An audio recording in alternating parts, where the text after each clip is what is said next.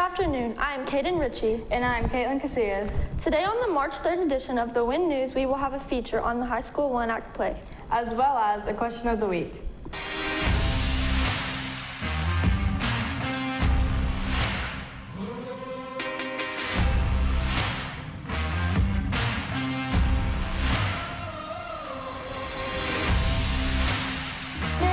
Seniors, look in your email for a Google form from Ms. Cox to nominate for personality awards. She has extended the nominations until noon Friday. This Friday we have an early release at 1:30, so make sure to complete the form on time.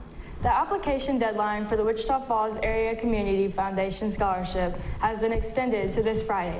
Be sure to complete all parts of the scholarship application to be considered. The yearbook sale has also been extended through this week. You should have received an order form from Ms. Cox, and you can turn in to Ms. Cox, or you can order online, johnstonsyearbooks.com.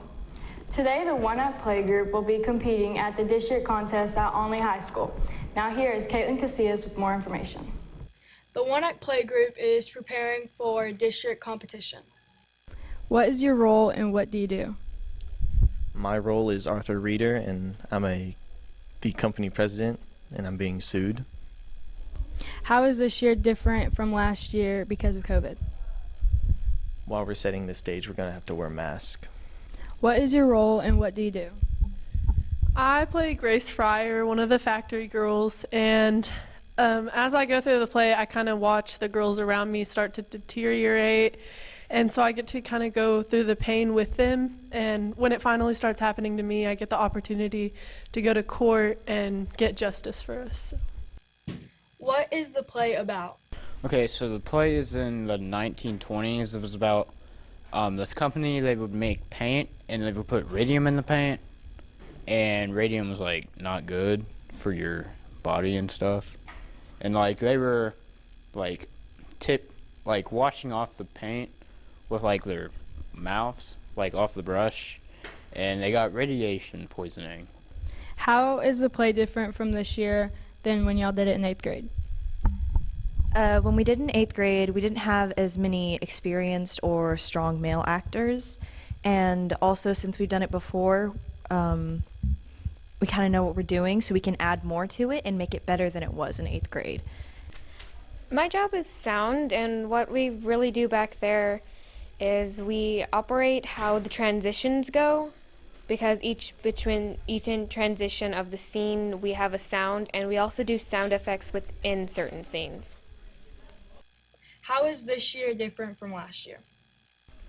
One-act play this year is a lot different due to the changes due to COVID, but last year being in junior high, it was a lot easier and it wasn't as cramped and hard to do, but in high school it's definitely harder and there seemed to be more because we can advance, so there's more resting on your shoulders.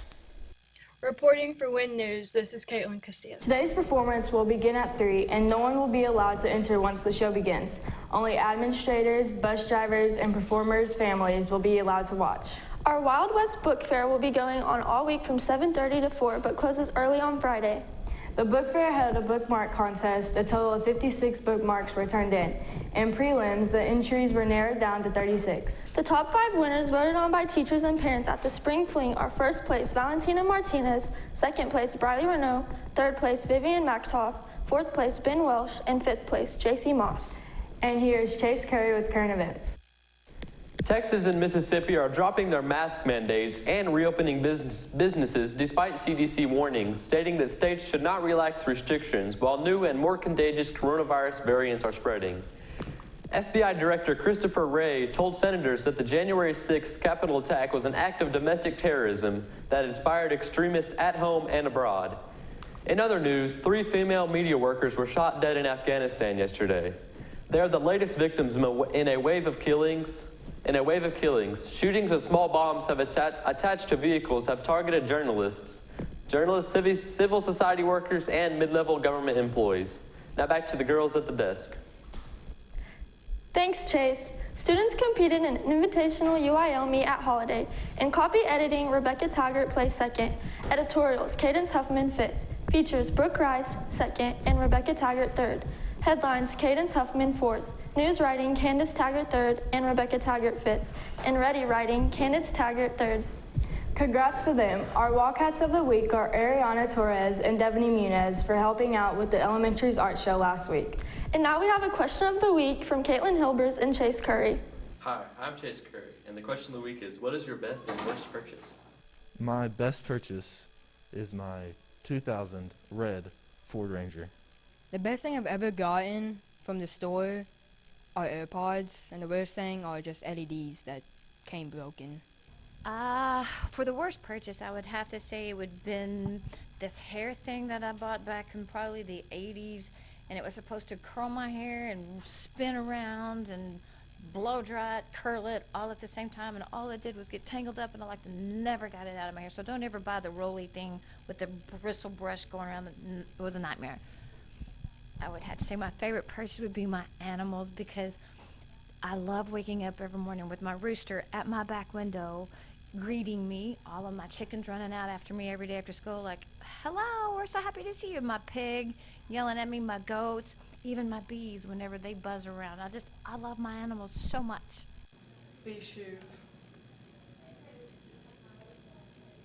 My best purchase would probably be my phone. The best purchase was I bought some food in Dallas and I ate it, but I gained 100 pounds. So, yeah.